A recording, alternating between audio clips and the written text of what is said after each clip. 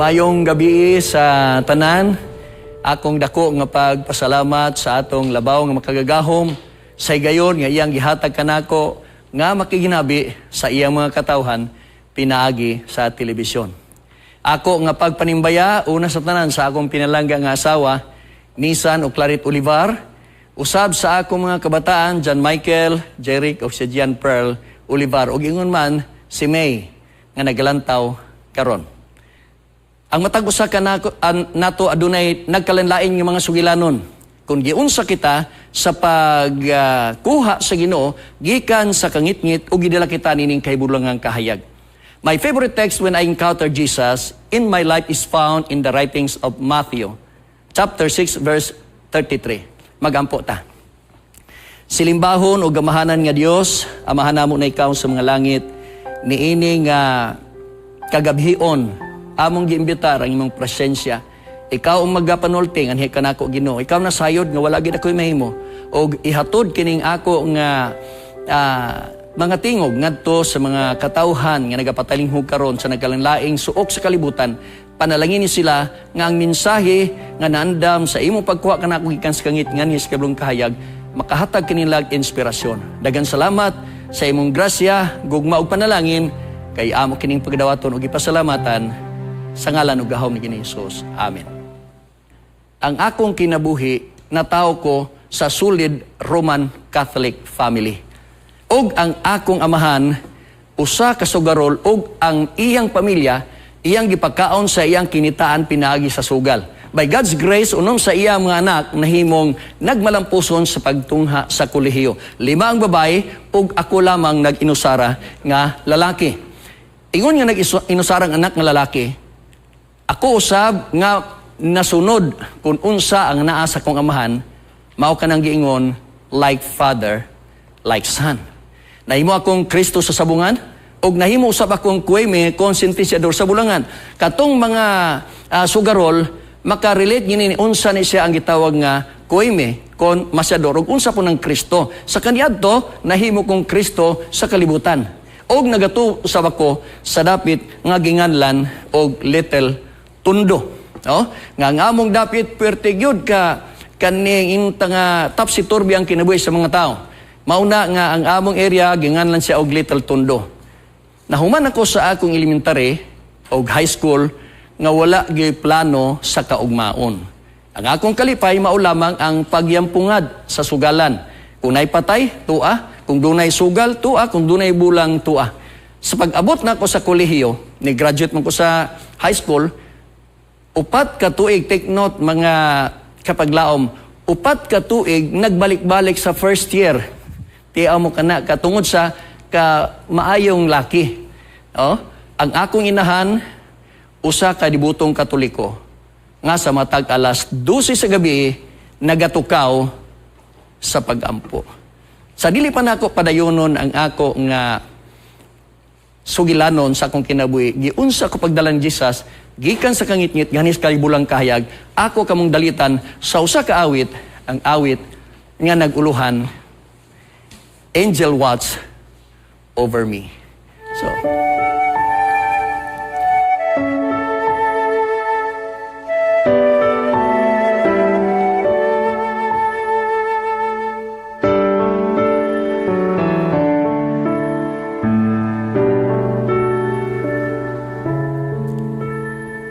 she watched by my cradle through long sleepless night. She taught me to pray as she knelt by my side. She guarded my childhood and all through the years. She echoed my laughter, she counted my tears. In the arms of my mother, I came to believe that God sent an angel to watch over me.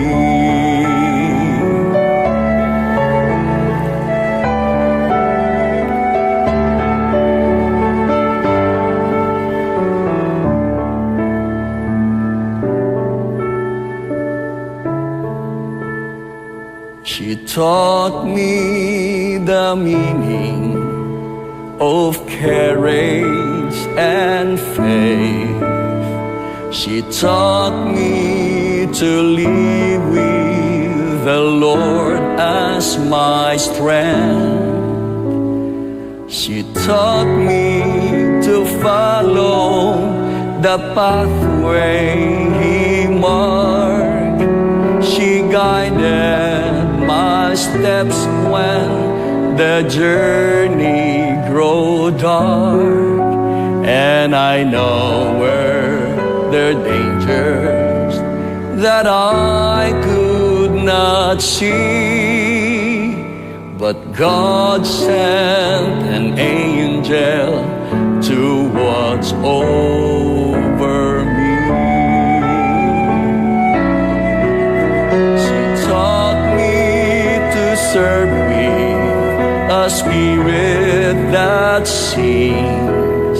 She taught me to seek after heavenly things. And because of her love and her kindness and care, because of the place that I hold in her prayers, and because of her goodness, I still believe that God sent an angel to watch over me.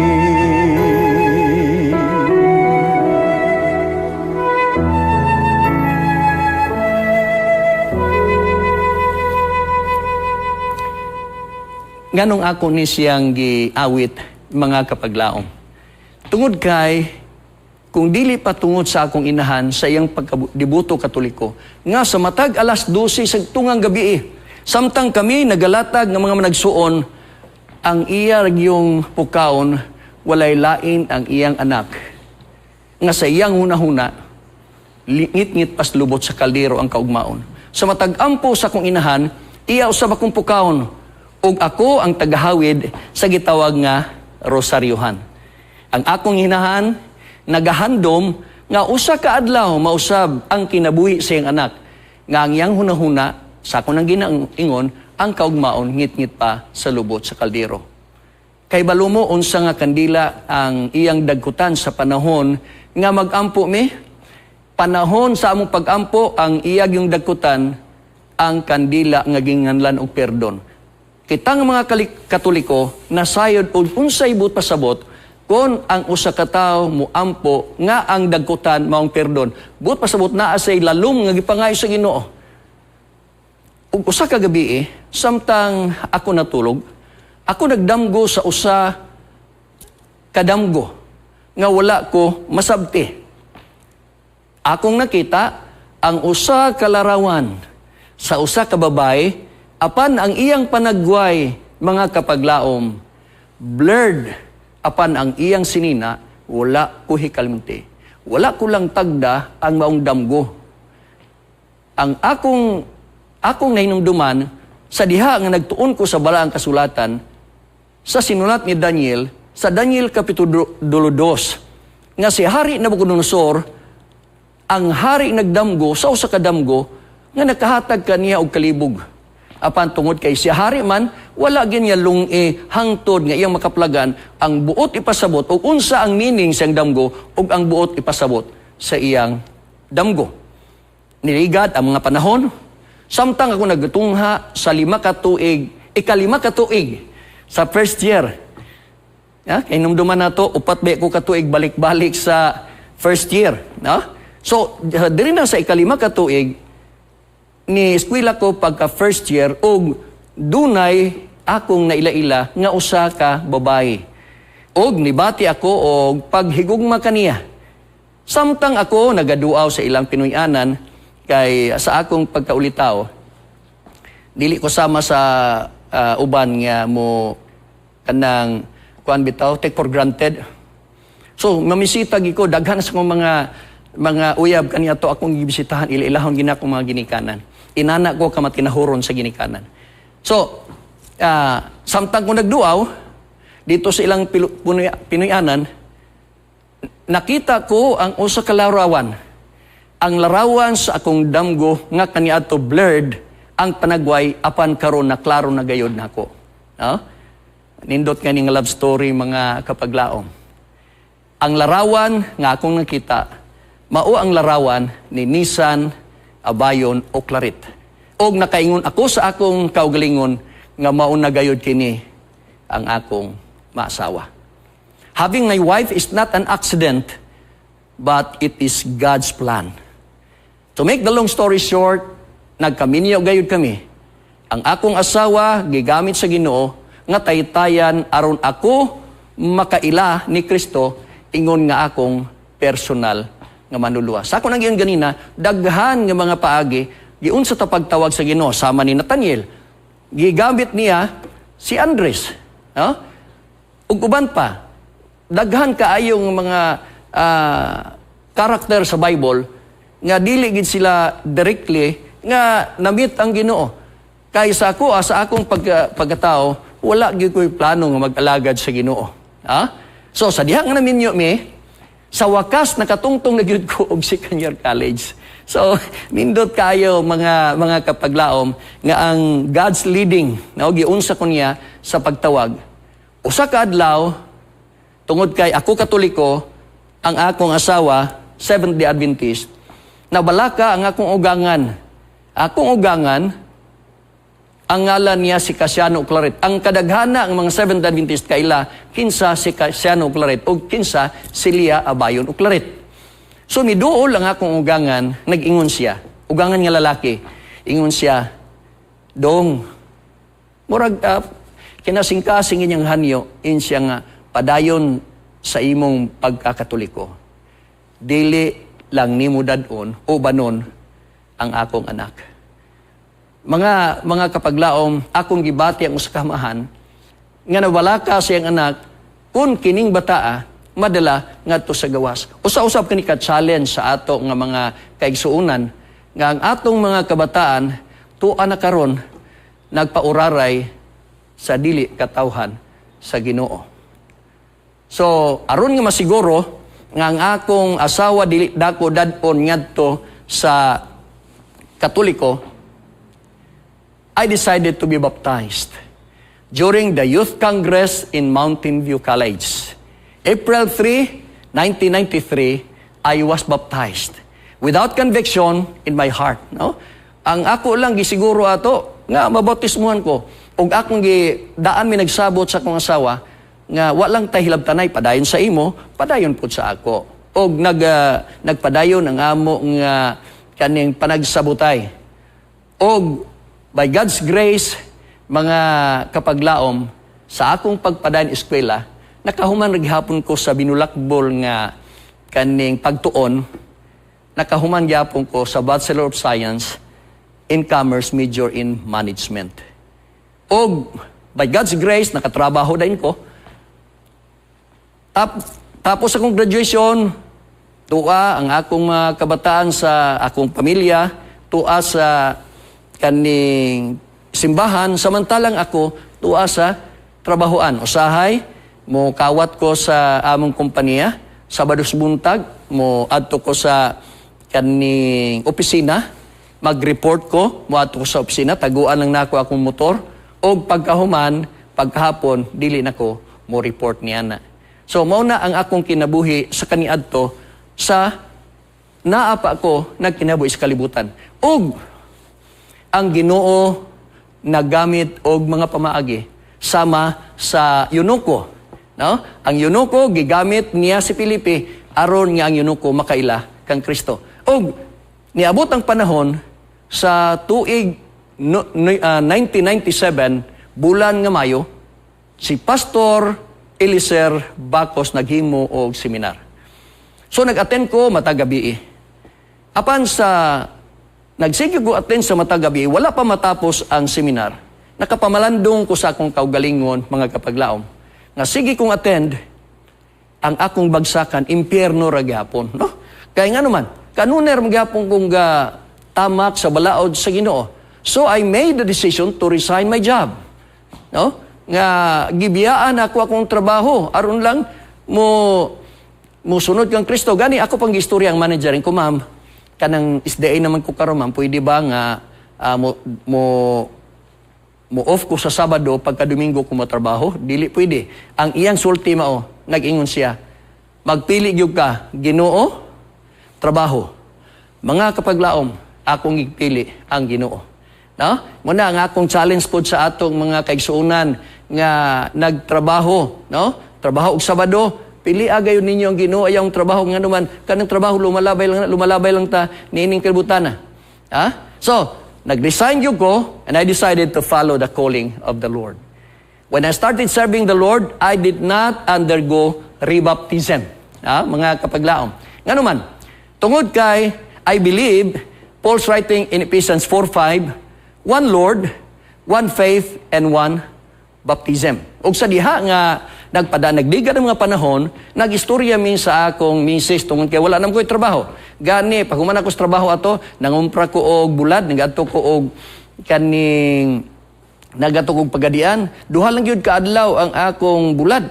So, ni anang Martes kay niuli man ko sa gikan sa pagadian og Domingo, Lunes ug Martes hurot na ang akong bulad nga gikumpra. So wala na ko'y ibaligya. Og nagsabot mi sa akong pinalanggang asawa, naging ko nga kaning mag-il-in na lang ko. Kana bang term nga mag-il-in na lang? Murag kanang kita samtang wala pa'y trabaho. Murag nahimong last option ba? Oo. Pero ang Ginoo naminaw og iya kong gitugutan sa akong desisyon. Mga kapaglaom, usa ka milagro sa tanan milagro. Nga naman, tungod kay nga akong ugangan, sa diha nga naminyo kami sa akong asawa, talagsar gyud na mo bisita. Kay dili siya makaako nga magbisita sa iyang anak nga ang bana Katoliko. Og sa diha nga nagisgot ko, nga mag-ili ko sa Martes, ang Ginoo gayud mismo nagpadala. No? Ang Ginoo nagpadala sa akong ugangan aron nga ako mag-canvas. And ang akong gigunitan nga saad sa Ginoo, mga kapaglaom, kaning Mateo 6:33. Nga naman, tungod kay, ang akong mga bata, niana kay, duha pa man na sila, kay ni katulo karon ang duha, graduate naman by God's grace, gipa-eskwela sila sa Ginoo. So, duha pa sila, ang kani katulo, naakaroon sa MCC, third year college, mauna lang na ang among gipa-eskwela, nga, mauna ang nabilin, gani karon mura migdalagag ulitaw. No?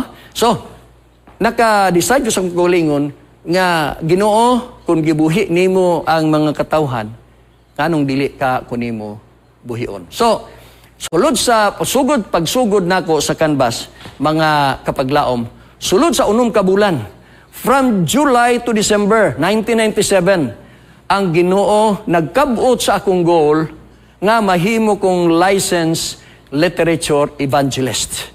And I had the privilege to visit Baguio City.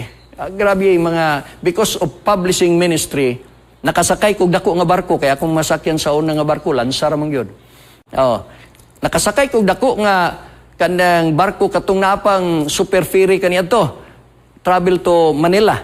Then, duha ka tuig, after atong na-license ko, gikabot na usab sa Ginoo para sa ako ang credential goal.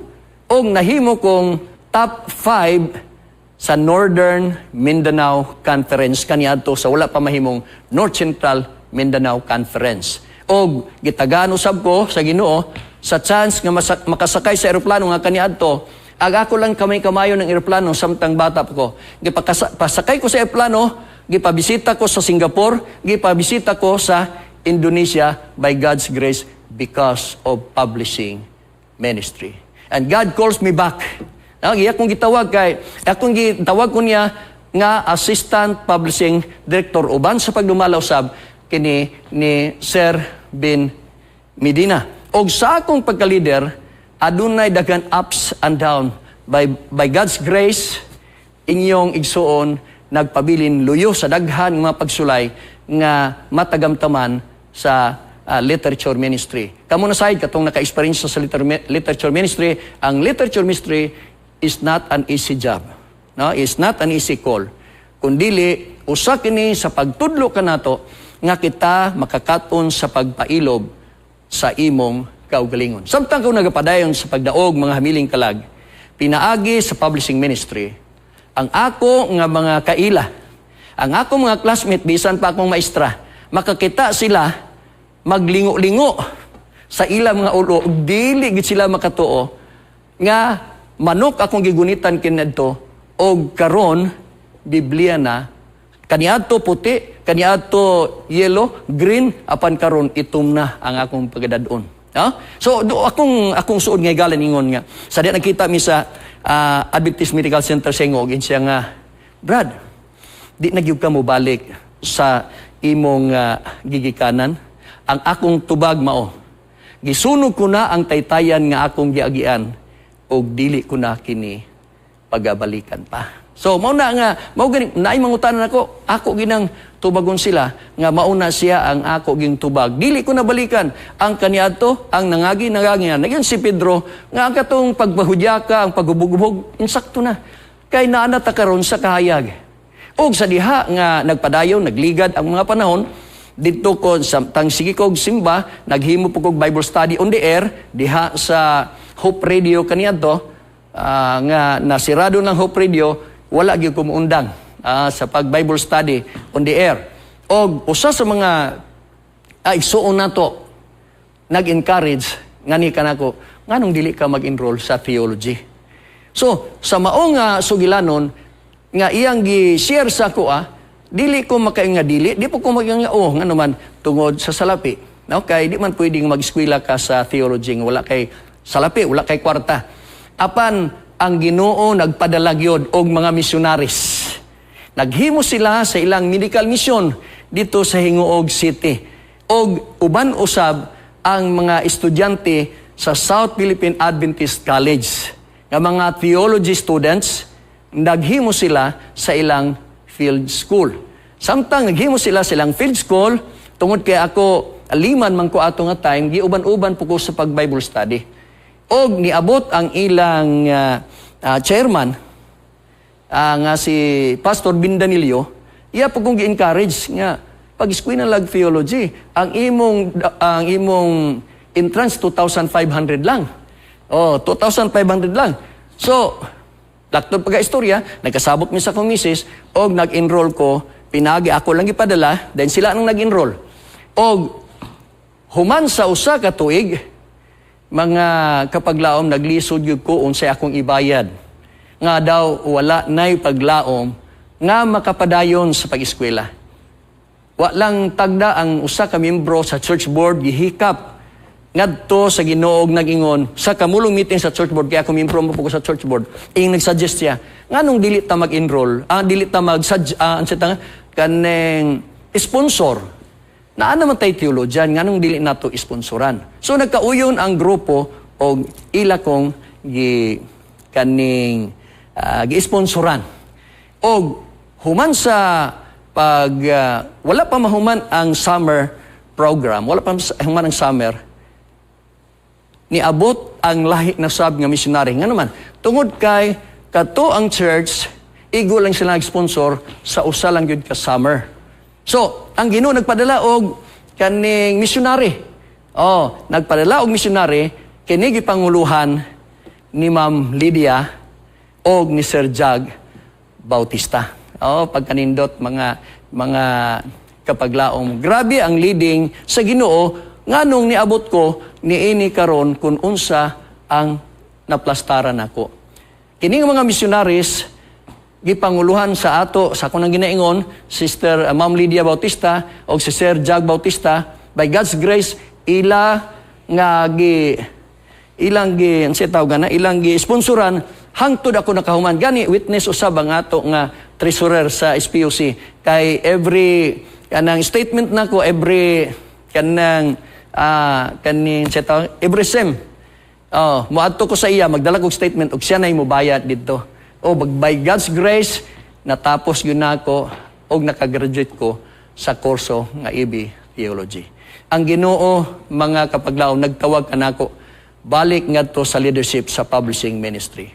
Pinaagi ni Pastor John Duroy Jr. ang atong kasamtangan nga NCMC Publishing Director. At present, I am one of the APMLs in North Central Mindanao Conference Area Publishing Ministries leaders. No, usa ako niya na sa 14 ka mga leaders sa North Central Mindanao Conference, usa ako nga gitawag sa Ginoo aron pangulo nga na-assign dito sa Hingoog City.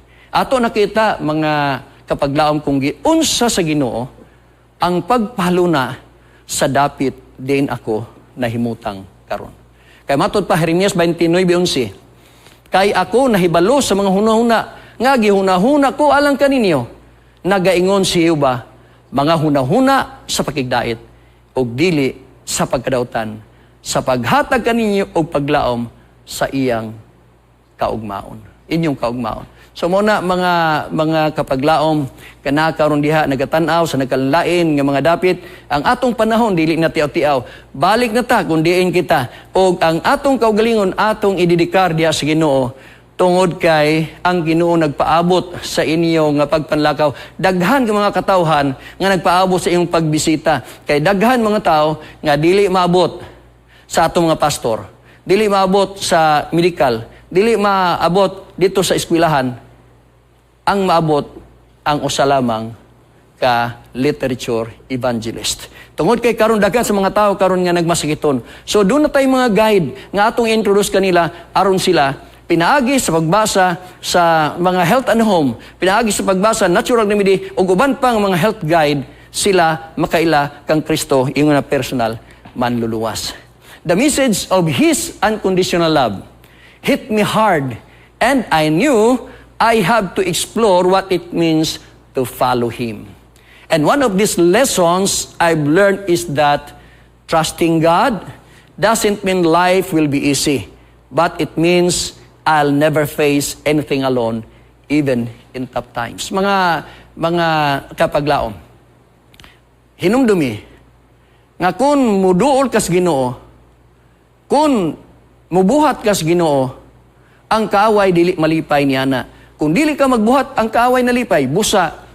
Kung asa ka man karon, apil sa buhat. Bisan unsa, kay dunay upat ka mga dagko ang mga departamento ang gibuhat sa Ginoo. Nga dagko ang mga departamento. Una, ang publishing ministry. Ikaduha, gihimo po niya ang education.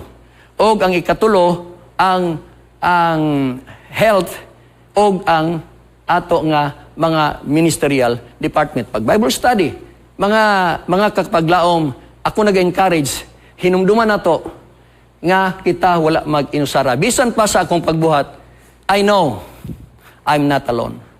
Jesus has become my constant source and strength and hope. Mga kapaglaom, ang Ginoo wala magpili kung unsa ka nga klase sa tao karon. Ang Ginoo nagtan-aw kung ikaw andam ba sa pag-submit ngadto sa kaniya, sa imong kinabuhi, imong isubmit ngadto kaniya, nga tagaan nimo siya og luna ang Ginoo. Gani ang pinadirectress 20 ringon, ani asya karon tak na anaa siya sa pultahan sa imong kasing-kasing, nagapanuktok mga kapaglaom, buot ba nimo nga si Kristo imong pasudlon. God bless mga kapaglaom og happy midweek everyone. Magampo ta. Dalaygon gamhanan nga Dios, amahan namo nga naikaw sa trono sa kitasan sa mga langit. Niini nga kagabhion ang mubo nga mensahe nga napatalinghugan karon sa imong mga katawhan sa bisan asa nga suok sa kalibutan. Ihatod kadto Ginoo pinagi sa Espiritu Santo nga makaabot kadto sa ilang mga igdulungog og pinaagi sa ilang pagpatalinghog bisan pa sa ilang pagkatulog karon, hatagi sila mga damgo og pananaon. Kay ikaw wala na kinahanglan kung daghan ba kami kwarta sa bangko. Wala ikaw na kinahanglan kung gwapo ba ang among sakinan. Wala ka na kinahanglan kung gwapo ba ang among balay. Unsang mga doctorate ang among naangkon, kung dili ang among kaugalingon nga magadidikar nga kanimo. Gani daghan sa mga literature evangelist nga walay grado sa kalibutanon apan gihimo mo sila nga number 1 sa publishing ministry. Imong gipakita nga ang imong buhat wala nag-agad sa among kahibalo kundili sa among pagsalig nga anha kanimo nga sa matag adlaw kami magapanlakaw og daghan unya nga mga tao nga nagpaabot sa imo nga pagbisita nga ikaw ang magagamit kanamo ingon nga imong tiil, imong kamot ug ang imong baba sa pagsulti sa maayong balita pinaagi sa mga pinatig. Ginoo, nagahanyo ako kanimo, pipila na lamang ka mga bulan, motapos na ang Disyembre, panalangini ang tanan ng mga literature evangelist sa ilang pagpanlakaw nga mapahalo na ang maayong balita o sila makakaplag sa kamatuoran sa dili pa musirado ang kaluwasan. Dagan salamat Ginoo nga ikaw magamit bisan pa sa kahanginan nga daghan unya nga mga hamiling kalag-usab pinaagi sa media ministry makakaplag sila sa kamatuoran. Busa panalangin ni ang mga kahimanan, ang mga lumilihok sa Hope Channel Philippines o bisan pa sa Hope Radio o sa AWR o sa tanan ng mga pangulo namo nga i-influensya sila Ginoo nga sa ilang mga influensya daghan sa mga kaigsuonan madasig sa pag-alagad kanimo matinud-anon. Dagan salamat sa imong kaayog pagdungog sa among pagampo kay amo kining gisalig, amo kining gipasalamatan sa ngalan ug gahom ni Ginoong Hesus. Amen.